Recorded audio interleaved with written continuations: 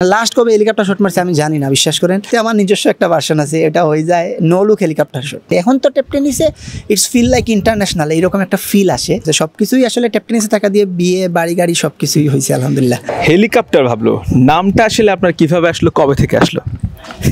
নামটা আসলে হেলিকপ্টার শটটাই ভালো মারতে পারি, এই জন্য 2021 সালের পরে লাস্ট ইন্ডিয়ার একটা পেজ ছিল, ওই পেজ আমার রিলস ভিডিও ছাড়তো, বিভিন্ন শটের ভিডিও ছাড়তো। তো ওরা আমার বার্থডেতে উইশ করছিল 2022 সালের 19শে ফেব্রুয়ারি, হ্যাপি বার্থডে হেলিকপ্টার বাবলু। ওইটা প্রায় মিলিয়ন হিট করছিল ওই ভিডিওটা। এরপর থেকে মোটামুটি বাংলাদেশের সবাই আমার ওই নামে চিনতে শুরু করে। তারপরে আমার পেজ করলাম বাবলু 33, ওই পেজ থেকেই আসলে পরিচিতি পাওয়া এবং হেলিকপ্টার বাবলু ওই নামকরণ করা আর কি, সব মিলিয়ে বলে। মানে প্রত্যেক ম্যাচে কি শটটা খেলেন আপনি?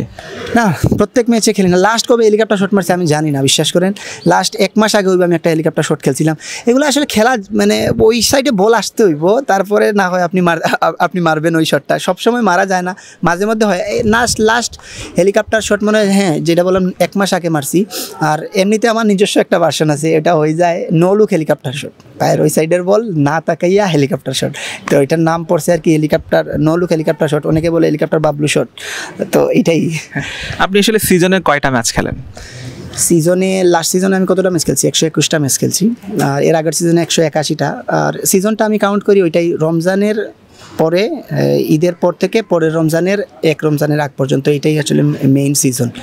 ম্যাচ প্রতি এখন কত ফি নেন? বছরে ইনকামটা কেমন হয় বলা যদি সম্ভব হয়? না, এখন আর এটা বলছি লাস্ট অনেক ইন্টারভিউতে বলতে, আপনাদের কাছেও একটা ইন্টারভিউতে সম্ভবত আমি বলছি, এটা হাইট থাকুক আসলে, তবে ডিসেন্ট অ্যামাউন্ট, অনেক ভালো অ্যামাউন্ট মাশাআল্লাহ, এটা বলবো। আমি একটু আগে কথা বলছিলাম আরও কয়েকজন ট্যাপ টেনিস ক্রিকেটারের সঙ্গে, তারা আসলে ট্যাপ টেনিস খেলে ভালো ইনকাম করছে, অনেকে বাড়িও করছে, জায়গা করছে। আপনি আসলে আপনার এরকম কোনো অ্যাচিভমেন্ট আছে কিনা? আলহামদুলিল্লাহ, আমি ট্যাপ টেনিস খেলে বাড়ি করেছি, নতুন জায়গাও কিনেছি আলহামদুলিল্লাহ। সব কিছু ট্যাপ টেনিসের টাকা দিয়ে। আমার ফ্যামিলি, আমার একটা ছেলেও আছে, আমার ওয়াইফ এবং আমার ছেলে, একটা ছেলেও আছে। সব কিছুই আসলে ট্যাপ টেনিসের টাকা দিয়ে বিয়ে বাড়ি গাড়ি সব কিছুই হয়েছে আলহামদুলিল্লাহ। এই ট্যাপ টেনিস ক্রিকেটে মানে এটা একটা বাণিজ্যিকভাবে রূপান্তরিত হয়েছে। এই পথটা কীভাবে তৈরি হলো? এই পথটা তৈরি হওয়ার পেছনে কিন্তু কারিগর আপনারা। তো এটা আসলে ধারাটা কিভাবে তৈরি হলো আর কবে থেকে শুরু হলো? এটা আমি যদি অনেস্টলি বলি, লাস্ট 2-3 বছর থেকে ট্যাপ টেনিসের খুব ভালো ডিমান্ড বাড়ছে বাংলাদেশে। বিশেষ করে আপনার বিভিন্ন নিউজ চ্যানেল বিভিন্ন ট্যাপ টেনিসের ছোটো ছোটো ম্যাচগুলোতে অনেক নিউজ করছে। তারপরে বড় বড় যারা আপনার কন্টেন্ট ক্রিয়েটার আছে, তারাও রিলস ভিডিও বানাইছে অনেক। এরপরে লাস্টে যে আইসা যখন বিভিন্ন নিউজ চ্যানেল আপনার নিউজ করা শুরু করলো ট্যাপ টেনিসের বিভিন্ন ম্যাচ দিয়ে, তারপরে বিভিন্ন যারা লাইভ মিডিয়া আছে, বিশেষ আমি সবচেয়ে বড় ক্রেডিট দিব লাইভ মিডিয়াকে। লাইভ মিডিয়া যেভাবে কাভার করতেছে, আর গ্রামে অঞ্চলে গিয়ে যেভাবে কাভার করতেছে বিভিন্ন ম্যাচগুলো, এরপর থেকে ট্যাপ টেনিসের ক্রেজ আরও বিপুলভাবে বাইরে গেছে। এখন তো ট্যাপ টেনিসে ইটস ফিল লাইক ইন্টারন্যাশনাল, এইরকম একটা ফিল আসে, এরকম একটা ফিল আসে, নট লাইক ইন্টারন্যাশনাল বাট একটা ফিল আসে। যেভাবে খেলা হয়, যেভাবে ক্রাউড হয়, যেভাবে পিচের কন্ডিশন, মাঠ যেভাবে সাজানো হয়, লক্ষ লক্ষ টাকা খরচ করে টুর্নামেন্ট করা হয়, এই দিকগুলোর কারণে আসলে ট্যাপ টেনিস দিন দিন এতটা উপরে উঠে গেছে আমি বলবো। বিদেশ থেকে খেলার কখনো অফার পেয়েছিলেন কিংবা খেলেছিলেন কিনা? হ্যাঁ, বিদেশ থেকে অফার আসছিল, খেলছি আলহামদুলিল্লাহ। সামনে আরও অফার আসতেছে, খেলবো। ইন্ডিয়াতে খেলছি আমি, পশ্চিমবঙ্গতে অনেক ম্যাচ খেলছি, ত্রিপুরাতে অনেক ম্যাচ খেলছি অফিসিয়াল। বলছিলেন যে ভারতে ভাইরাল হয়েছেন আপনি, ভারত পাকিস্তানে আপনার জনপ্রিয়তা কেমন?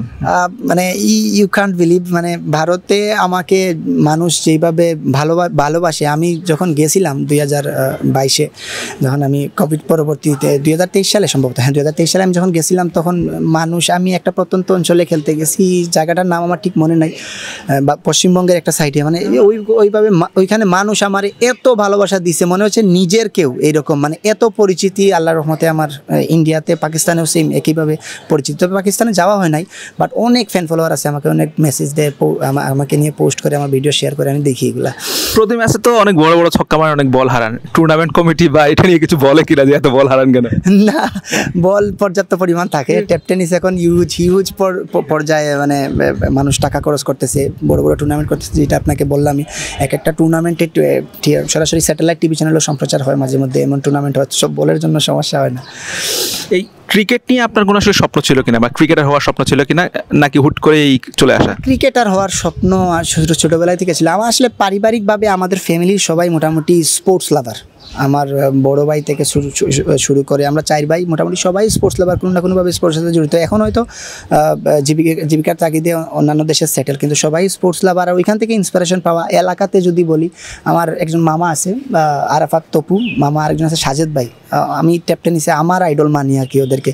ওরা যেভাবে খেলতো আমার খুব ভালো লাগতো। পাশাপাশি আমাদের এলাকা আরও আছে, আমাদের জলিল চাচ্চু, তারপরে মিলাদ মামু, দুলাল ভাই, মানে অনেক আছে, সিনিয়র প্লেয়ার আছে। এদেরকে দেখে আসলে ইন্সপিরেশন পাওয়া। ঘরের পাশেই মাঠ ছিল, তো এখানে যাইতাম, খেলতাম। এরপর থেকে আসলে ক্রিকেটের প্রতি একটা ভালোবাসা কাজ করা শুরু করছি। এমকেএস এর ফ্যাক্টরি ভিজিট করলেন, আসলে ফ্যাক্টরিটা দেখে ব্যাটের কোয়ালিটি দেখে কি মনে হচ্ছে? অনেস্টলি আগের ব্যাটের যে কোয়ালিটি ছিল, এই কোয়ালিটির থেকে বর্তমানে আমি আজকে একটা ব্যাট একটু আগে হাতে নিয়েছিলাম, বেস্ট একটা ব্যাট।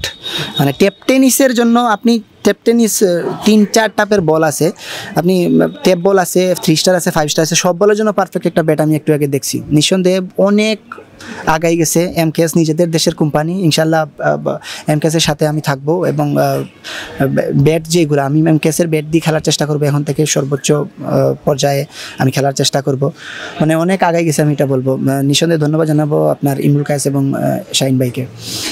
আজকে আমন্ত্রণ করছিল ওরা আমাদেরকে।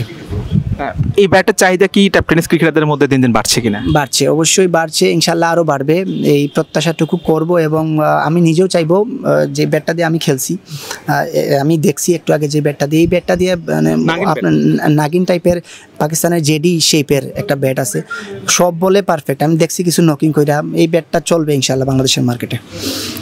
আমরাও প্রত্যাশা রাখি যে আসলে এমকেএস এর ব্যাটটা যেমন চলবে, তেমনি হেলিকপ্টার বাবলুর ব্যাটটাও চলবে আরো কয়েক বছর। Hussain Arman, BD quick time, Rajshahi.